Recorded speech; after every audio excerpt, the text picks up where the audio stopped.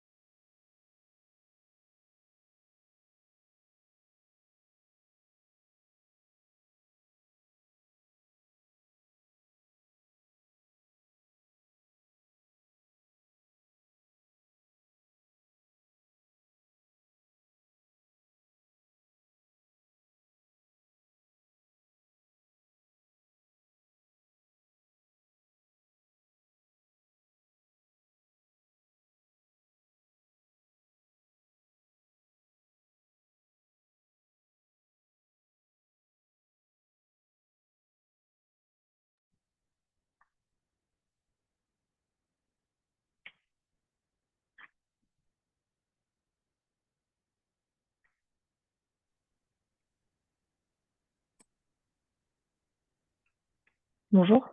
Oui, bonjour. Vous m'entendez ou pas? Euh, oui, oui, oui, bien sûr. Ouais, ouais. Et toi, tu m'entends, c'est bon? Oui, oui, c'est bon, c'est bon. Désolée Ok. du retard. Ah, mais c'est pas grave. C'est pas grave. Alors, tac, je partage du coup mon écran. Hop. D'accord. Donc, donc aujourd'hui, on va continuer sur le commentaire de texte, enfin la méthode du commentaire de texte comme on a fait la dernière fois. Avant de commencer, est-ce que tu as eu des questions, est-ce que tu as eu des questions entre-temps entre la dernière séance et celle d'aujourd'hui? Non, non, non, pas de questions jusqu'à maintenant. Ok. Donc, ce que je te propose de faire pour cette séance, c'est qu'on va continuer à travailler sur le commentaire de texte. Donc là, j'ai choisi un nouveau texte et ce qu'on va faire, c'est qu'on va faire une petite introduction pour que je vois si tu as bien compris la méthode pour l'introduction. Et ensuite, on commencera à faire comment dire, la première partie du commentaire. D'accord. Et après, on verra. En fait, j'ai fait deux diapos sur justement les méthodes que tu pourras photographier ou autre pour que tu puisses les garder si tu veux enfin, non, oui, tu peux revoir les vidéos, donc tu pourras revoir les PowerPoint, les diapos si tu veux. Donc là, D'accord. ce que tu peux faire, c'est commencer à lire le texte. Alors, tu me dis si c'est assez grand, je peux zoomer, Ah, c'est bon, j'ai voilà. compris. Et après, on commencera à faire une introduction. D'accord, ça marche. Je commence.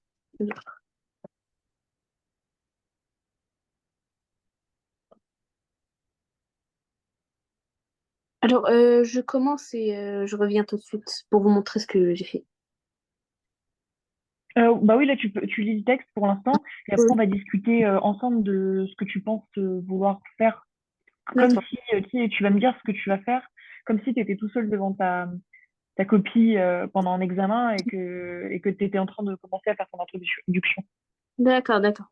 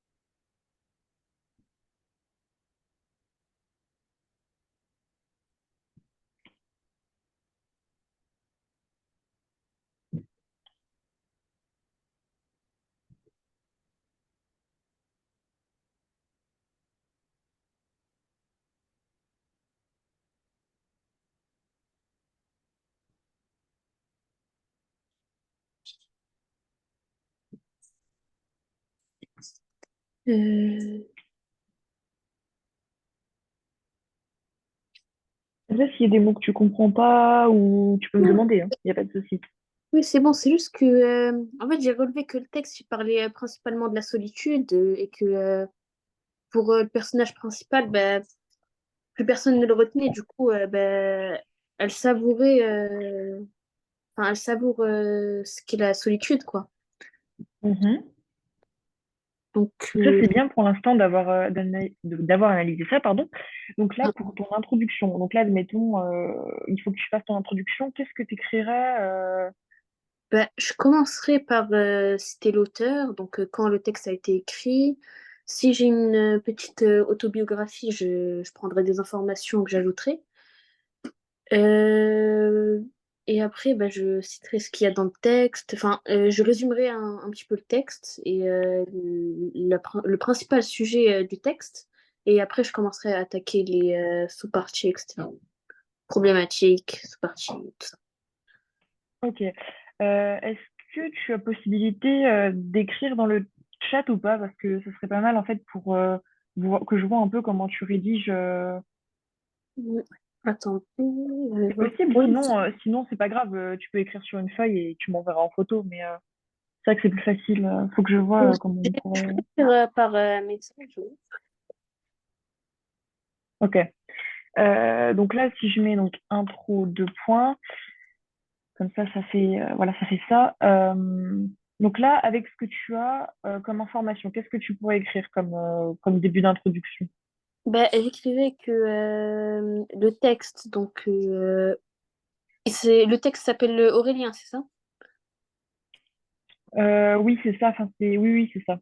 Donc, je commencerai par dire que le texte Aurélien a été écrit dans les années 20 enfin, en 1940 par Louis Aragon. Euh, 1944, oui. Mais est-ce que tu arriverais à cerner, là, avec ce que tu as lu, quel genre de texte tu as à faire? À quel genre de texte tu as à faire? alors, juste, je le réanalyse vite fait. Oui, il n'y a pas de problème, prends ton temps. Alors,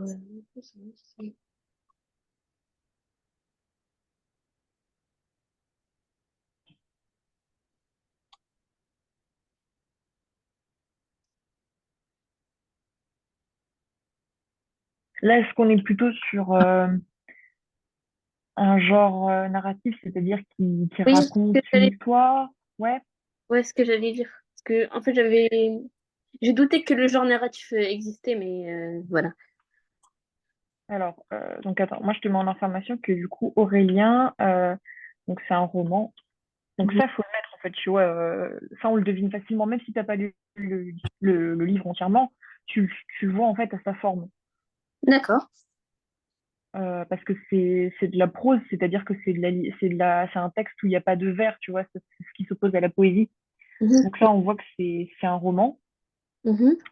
Donc, euh, donc là, si tu m'écrivais donc dans le chat, qu'est-ce que tu m'écrirais là, du coup, en première phrase pour Alors, commencer? Parce que c'est vrai que c'est le plus dur, en fait, dans le commentaire de texte, même dans tout exercice, c'est de commencer sa première phrase.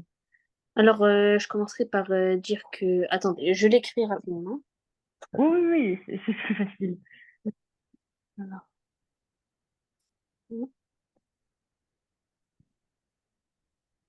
Et moi, je vais écrire en même temps ce que je d'accord. pourrais mettre pour voir un peu ce qui.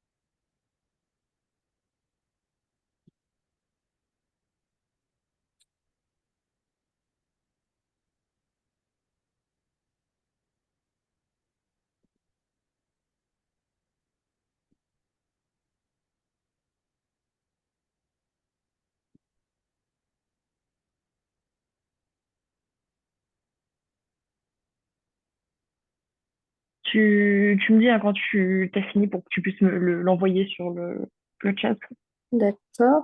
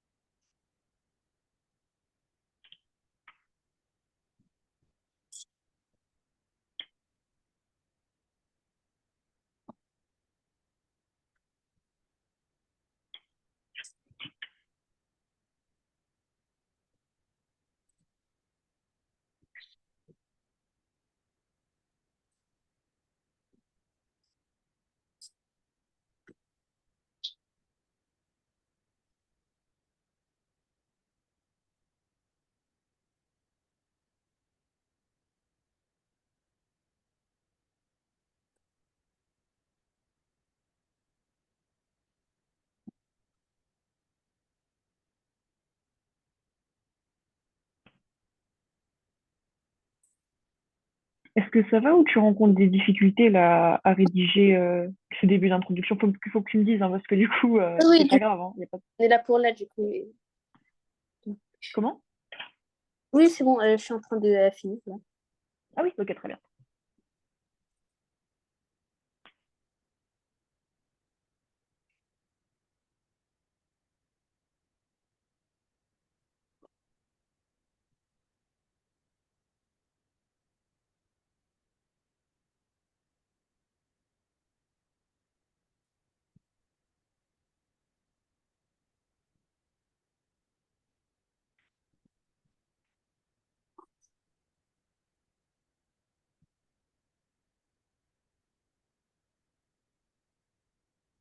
Je pense qu'on fera ça la prochaine fois. Le plus simple, ce serait que quand on se connecte comme ça sur Zoom, que Mhm. tu prépares une page Word ou OpenOffice, enfin une page quoi, et que comme ça tu puisses partager ton écran et que comme ça je vois en direct ce que tu écris. C'est plus Ah simple. oui, parce que en fait, Si moi, actuellement, je suis sur téléphone, donc j'écris juste sur mon clavier actuellement.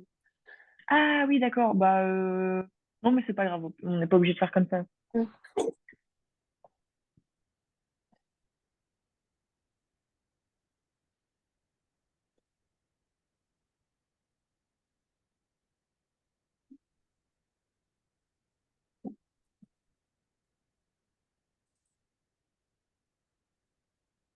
Voilà, voilà je l'ai envoyé, donc.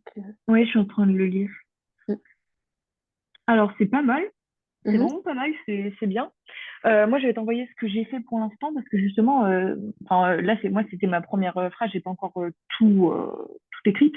Mais c'est bien que donc tu dises que c'est un roman qui est paru là, en 1900. Bah, du coup, c'est 1944, par contre. Faut que Oui, tu fasses attention. à chaque fois que je sors du truc du chat, bah, ça me réinitialise tout mon texte, donc.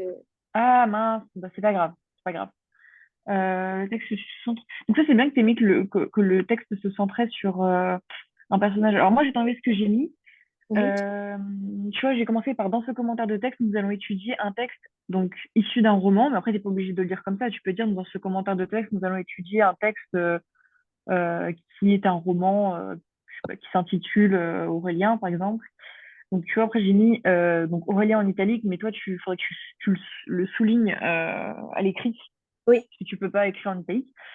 Écrit donc par Louis Aragon et publié en 1944. Parce qu'en fait, la date que tu as à côté de l'œuvre, c'est la date de publication. C'est pas forcément la date à laquelle Hmm. le texte a été écrit, parce que parfois, il y a des auteurs où on publie leur texte après leur mort. Donc, en fait, ça, Ah, on peut donc, pas dire que le texte a été écrit telle date, alors qu'en fait, non. donc j'ai juste à dire qu'il a été publié telle date, et voilà. Oui, dès que tu as la date, en fait, tu dis que c'est la publication. Parce qu'en général, on te mettra toujours la date de publication. Jamais, parce de toute façon, on n'a pas toujours la date d'écriture. C'est toujours la date de publication quand c'est indiqué dans un texte comme ça. D'accord, d'accord. Et donc là, tu vois, avec ce que j'ai mis, donc c'est bien, on pourra rajouter après que, comme tu as mis, que le texte se centre sur le personnage Bérénice. Mhm. Euh, alors, par contre, il faudrait juste qu'on précise un peu parce que, tu vois, dans l'intitulé, on est dans les années 20, donc déjà dire que ça se passe dans les années 20, que Bérénice est une jeune provinciale. Est-ce que tu sais ce que c'est une provinciale? Non, non, je sais pas. Alors, provinciale, ça vient de la Provence, et la Provence, c'est la campagne, en fait, comparée à la ville, Paris, etc. Ah, d'accord. Donc, en fait, Bérénice, c'est une jeune fille qui vient de la campagne, qui séjourne chez ses cousins qui vivent à Paris. Donc, en fait, il y a Hmm. le choc aussi de passer de la campagne à la ville. Oui, parce que c'est une différence flagrante, quoi. C'est ça. Donc, oui, il faut que je retourne là. Mhm. Voilà. Oui, donc on peut mettre que donc, qu'est-ce que t'avais écrit? Donc le texte centre. Donc j'ai mis le texte centre sur le personnage Bérénice comme tu as mis. Euh, bon, on va mettre jeune fille de la campagne. Ça évite qu'on de la campagne qui séjourne à Paris. Euh, point. Euh, et comme tu as dit, elle semble savourer sa solitude dans grande ville. Voilà. Oui. Euh, voilà, donc après, qu'est-ce qu'on peut mettre? Donc là, on a parlé du texte, donc on a donné les informations de l'auteur, le texte, la date de publication. On a commencé à décrire un peu, donc raconter un peu le texte, mais pas trop en détail parce que c'est pas ce qu'on demande. Qu'est-ce qu'on met après dans l'introduction? Ben, on cherche une problématique. Oui, c'est ça. Oui. Donc là, moi, pour t'aider, parce que là, on fait vraiment la méthodologie plus pour l'instant que vraiment l'analyse en soi. Donc, je t'ai mis à côté les deux pistes de plan. Donc, le grand 1, ça pourrait être les plaisirs de la promenade. Et le grand 2, ce serait les multiples facettes de Paris. Mhm. Et du coup, qu'est-ce qu'on pourrait mettre comme problématique? Alors,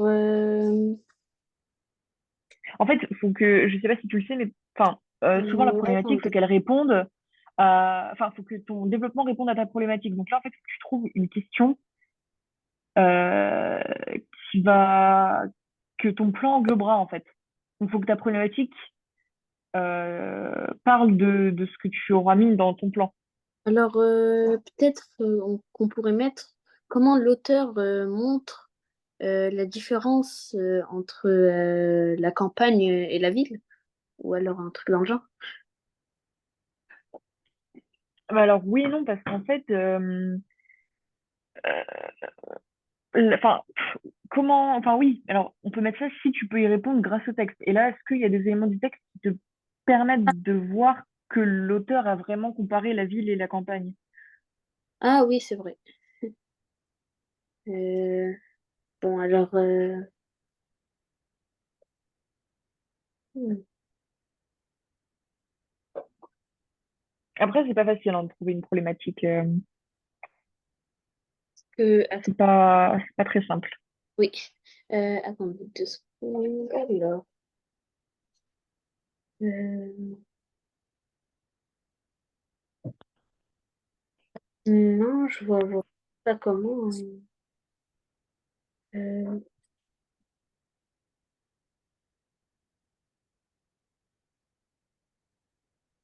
ah, Mais en fait, là, on est vraiment sur, d'un côté, on a vraiment euh, le, comment dire, pour la première fois, Bérénice peut se promener toute seule parce Ah, au pire, on pourrait mettre. que non. Attendez, lui, je cherche comment le formuler parce que je crois que j'ai une Oui, idée. oui, mais c'est normal. Hein, de toute façon, je sais plus, l'épreuve du commentaire de texte, elle est Oui, actuellement, tu as un peu de temps pour. ouais. Donc, attendez. Alors, du coup,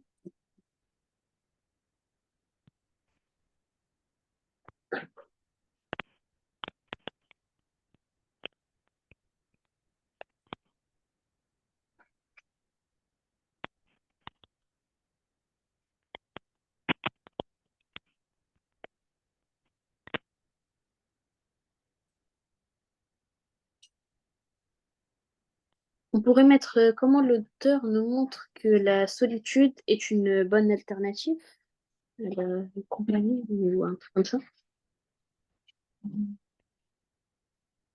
Alors, ça marche. la première partie du plan, on pourrait dire que les Ça coupe beaucoup. mais, Parce que là, comment? j'entends pas très bien le truc. Tu m'entends mieux là ou pas? Oui, c'est bon, là, je vous entends. Je disais, en fait, ta problématique avec le plan qu'on a, parce que on garde ce plan, on va répondre qu'à une partie de la problématique. Ah, En fait, il alors- faut vraiment que la problématique, elle englobe les deux parties de ton plan, en fait. ah, d'accord. Alors, Ouais, attends, donc c'est pour je- ça. j'essaie de trouver autre chose.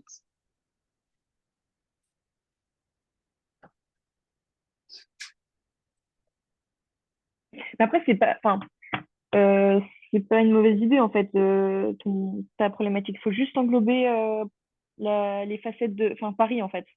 Hum, oui, Donc, tu peux même prendre plus simple que ça. alors pour Paris, attendez. Après, je te laisse chercher encore 5 petites minutes, comme on n'est plus sur comme je disais, la méthodologie qu'autre chose. Je te donnerai une problématique après pour qu'on avance, histoire qu'on ne perde pas trop de temps à chercher ça pour l'instant. Oui, parce que, voilà. Oui. Alors, j'essaie de trouver encore. Alors, je sais-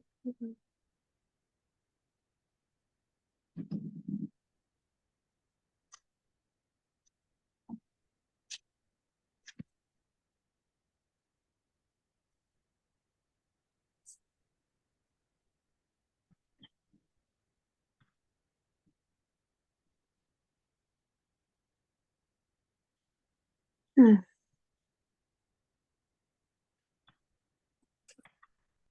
alors,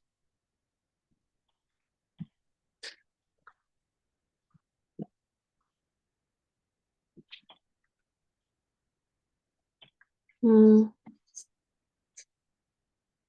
Là, je suis en train de mettre la problématique. Et comme ça, après, on pourra commencer à faire la première partie. Comme ça, on aura vu la méthode de la première partie. oui. Bon, j'arrive vraiment pas à trouver quelque chose. Ouais. Bon. Alors, moi, j'ai euh, de quelle manière l'auteur, à travers cet extrait, nous fait découvrir la ville par les yeux de son personnage de roman? Parce qu'en fait, ça abordera donc les plaisirs de la promenade par rapport au fait que comme le personnage se promène, euh, on, on voit en fait ce qu'elle voit et on voit les multiples facettes de Paris à travers ses yeux. Oui. Ben, je trouve que c'est une bonne problématique. Ouais, bah, après, la tienne était pas mal, mais en fait, il manquait juste la partie Paris, en fait. Parce que moi, j'ai enveloppé que le personnage. C'est ça. Mais après, c'est pas mal hein, enfin, pour une première idée de problématique. T'aurais pu ne rien, enfin, ne pas trouver quelque chose de pertinent. Tourment. Voilà. Donc, voilà, ça. Et après, qu'est-ce qu'on met après la problématique, du coup? Du coup, la problématique, on annonce nos axes, si c'est bien ça. Ouais, c'est ça. Et comment on les annonce? Qu'est-ce qu'on pourrait écrire pour annoncer les axes? Bah, pour les annoncer, d'abord, on pourrait mettre tout d'abord, nous allons voir, donc on met le nom de l'axe. Et enfin Ouais, aussi les deux axes, si c'est bien ça. oui. En fait, là, tu vois, je te mets le premier axe. Nous verrons dans un premier temps les plaisirs de la promenade. Et dans un second. Enfin, en fait, c'est important que tu utilises ces formes-là Pour le pour présenter. j'ai peut-être une idée pour le deuxième axe. Euh, comment un changement brusque de la campagne à la ville. Ah oui, non, mais alors, attends, la problématique, elle fait les deux axes, en fait. C'est une problématique pour les deux axes. Tu vois, là, tu fais ton intro, ensuite, tu cherches la question à laquelle tu vas répondre, et ensuite, le plan te permet de répondre à cette question. En fait, il n'y a pas deux questions Enfin, il n'y a pas une question par axe, en fait. Ah, d'accord, ça, j'ai compris. En fait, c'est juste que tu fais ton développement et ta réponse à ta question en deux parties, en fait. C'est juste ça.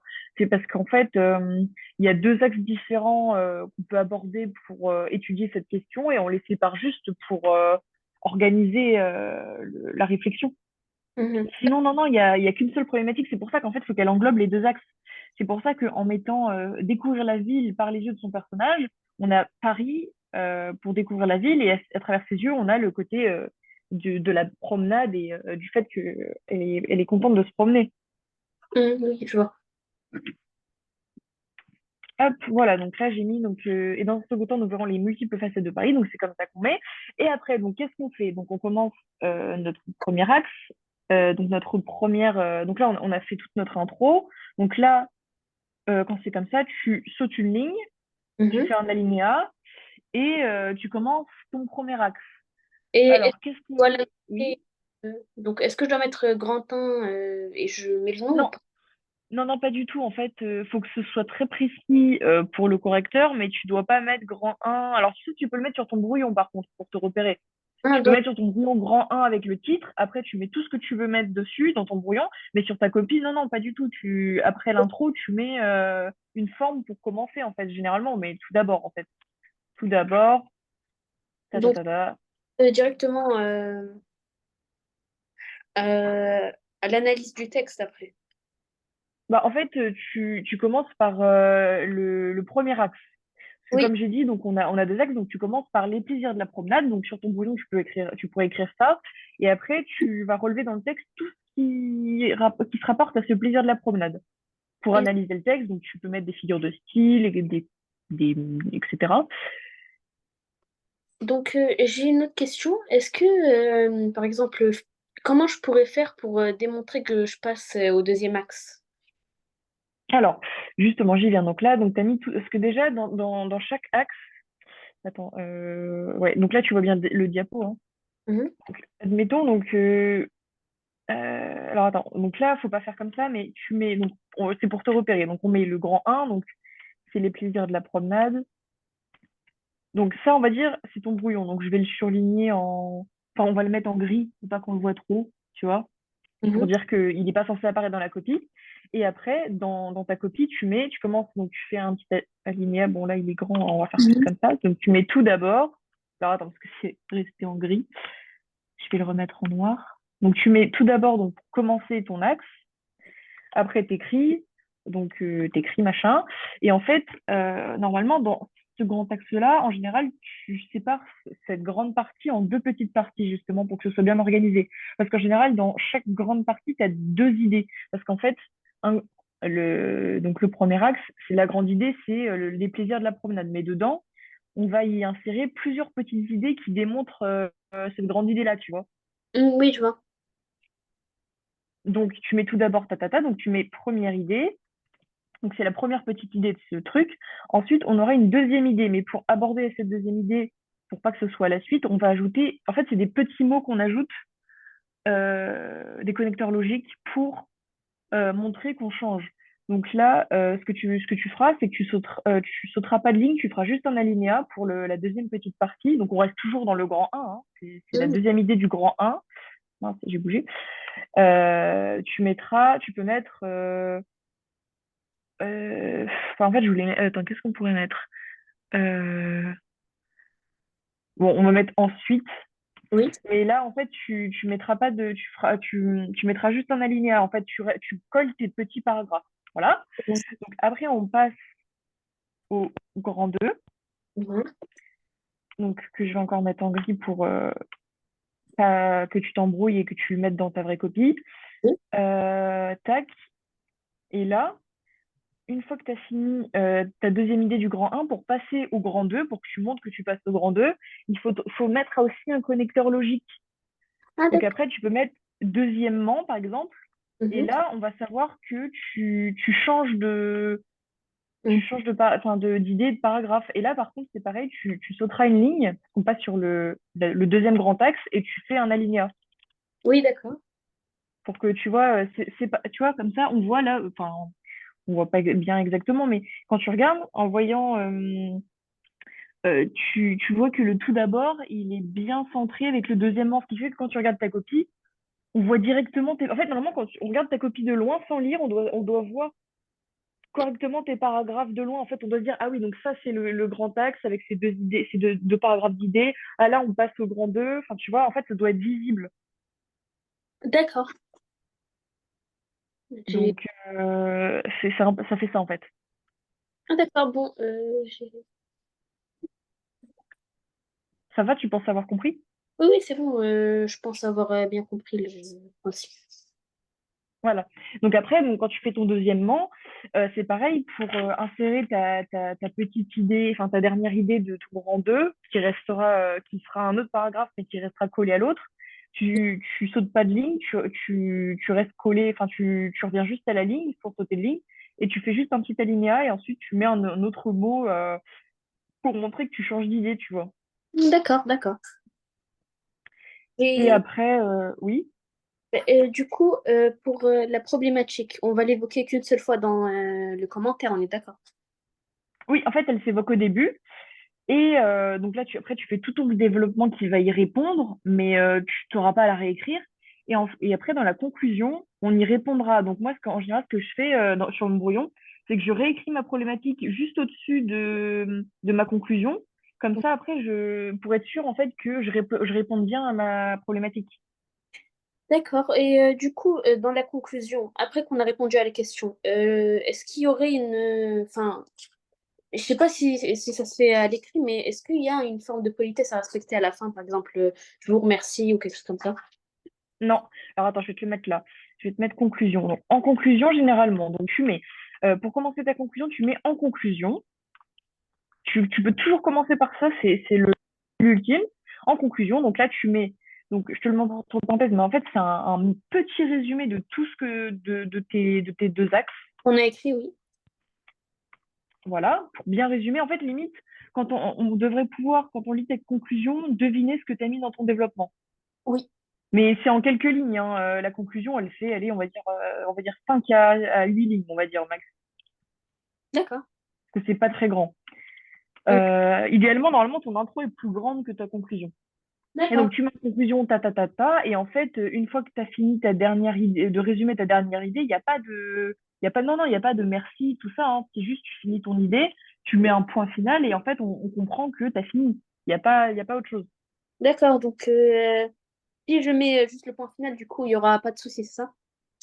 Oui, c'est ça. Parce qu'en fait, on le sait très bien, en fait, les correcteurs, ils le savent très bien que la conclusion, c'est un résumé de tous tes actes. Donc, comme ils auront lu auparavant tes actes, ils sauront que, je sais pas, si ta dernière idée, c'est, attends, là, je sais pas, donc les multifacettes de Paris, admettons, si ta dernière idée, c'est Paris semble être une grande ville et une ouverture pour le personnage, et ben comme on sait qu'on a fini par ça enfin, pour ton dernier acte, on saura que en lisant cette idée-là à la fin de ta conclusion, on saura qu'on a terminé, en fait. Ah, d'accord. Parce C'est que juste, en fait, ta conclusion, c'est juste le miroir de ton développement, mais en plus raccourci. Ah, d'accord. Parce que l'année dernière, vu que on avait commencé un tout petit peu à faire ça pour une préparation pour la seconde, du coup, on avait commencé un peu à faire ça et le prof nous avait dit que fallait faire une forme de politesse à la fin et tout ça. Donc c'était juste pour voir s'il avait tort ou pas. Ah ouais, non, non, enfin, moi, enfin, ça fait des années que je fais bah, ça doit faire bien 10 ans que je fais des développements comme ça, et non, non, il n'y a pas du tout de forme de politesse comme ça. Ah, donc d'accord, c'était parce que j'avais pas vraiment confiance à ce qu'il disait, donc c'était pour confirmer. Après, bien sûr que ça dépend. Si c'est un développement à l'oral, si tu, par exemple, admettons, là, tu écris ton commentaire de texte et on te dit de le faire à l'oral, bien sûr, tu peux dire à la fin, merci de m'avoir écouté, machin, ça, tu peux le dire. Mais tu ne l'écris surtout pas sur ta copie. Ah, d'accord, parce que nous, il nous avait dit qu'il fallait le faire à l'écrit et à l'oral. Donc, je m'étais dit que c'était un peu bizarre. Oui, c'est pas, non, c'est pas terrible. Alors, je te mets résumé clair pour euh, faire comprendre au lecteur le raisonnement, bien faire comprendre le raisonnement au lecteur. En fait, il faut que tu partes du principe que ton lecteur, il connaît rien du tout à ce que tu auras écrit. Donc, il faut que tu sois le plus clair possible dans ce que tu écris pour que le lecteur puisse tout comprendre. C'est pour ça qu'en fait, la conclusion, pour savoir si tu as fait une bonne conclusion, quand tu vas la lire, il faudra que tu te dises, est-ce qu'il y a bien toutes mes idées? Est-ce que j'ai bien parlé donc des plaisirs de la promenade et des multiples facettes de Paris et donc des idées à l'intérieur. D'accord, d'accord. J'ai Voilà. compris. Ok. Donc attends, je regarde ce qu'on a. Donc là, le plan. Mais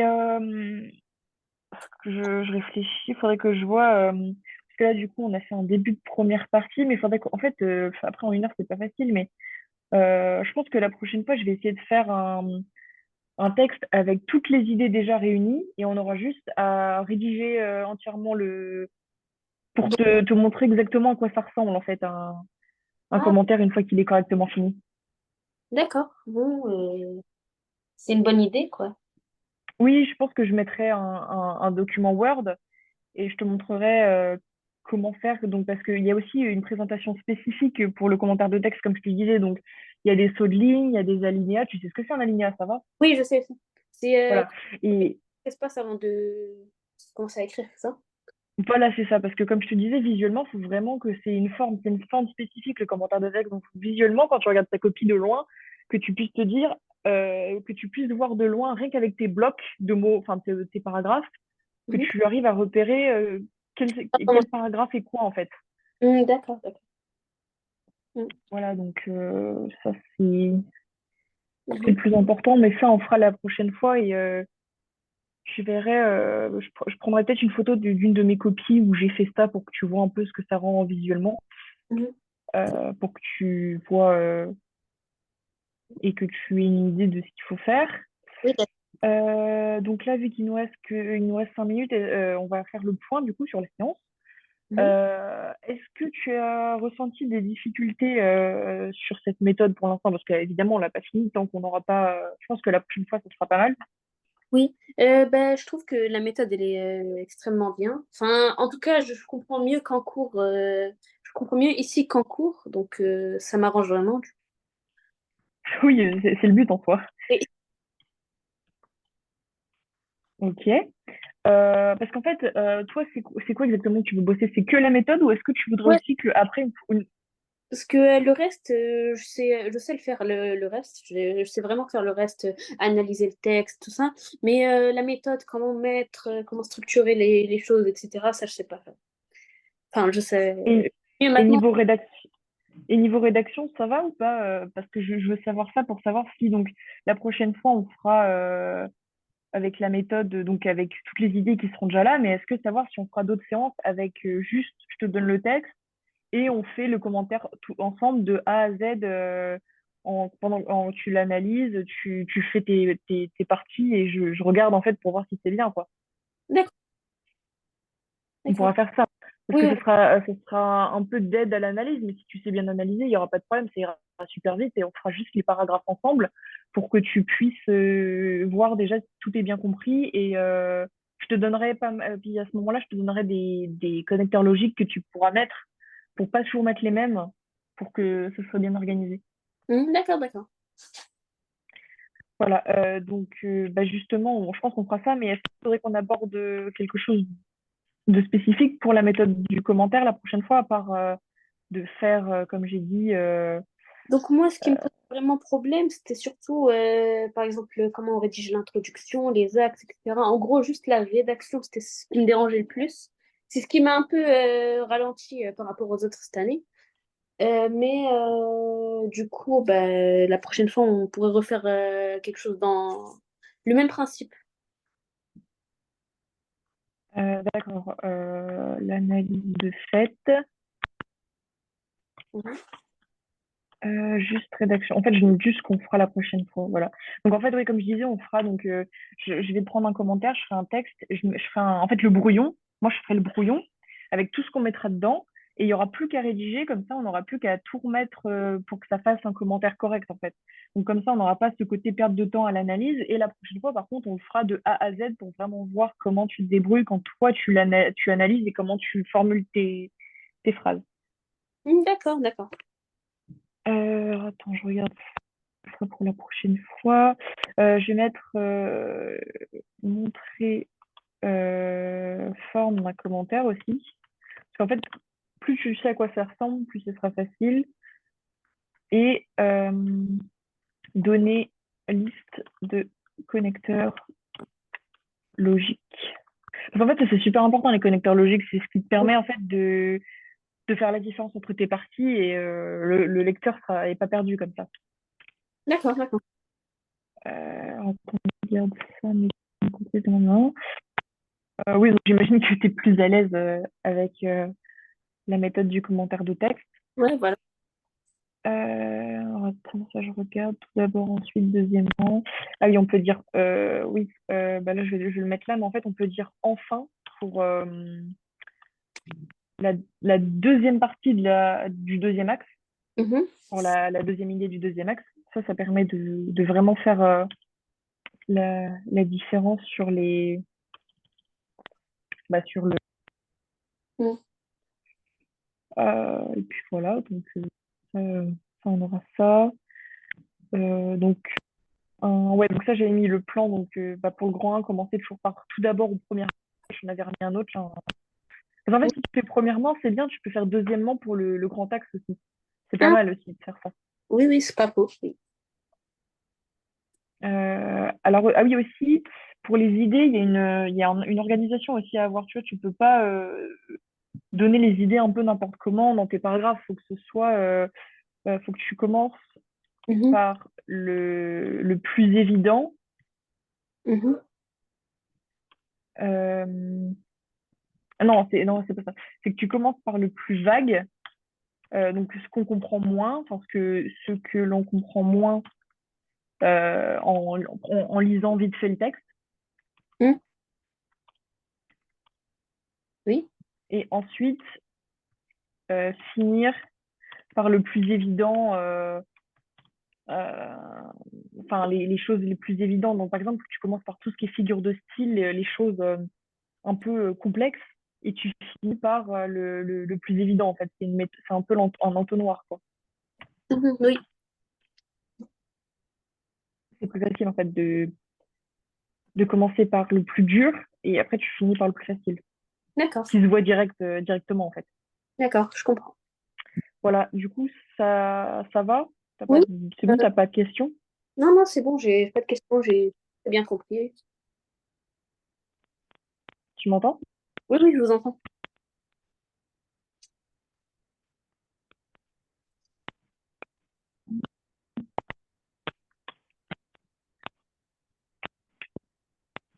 Oui, oui, oui.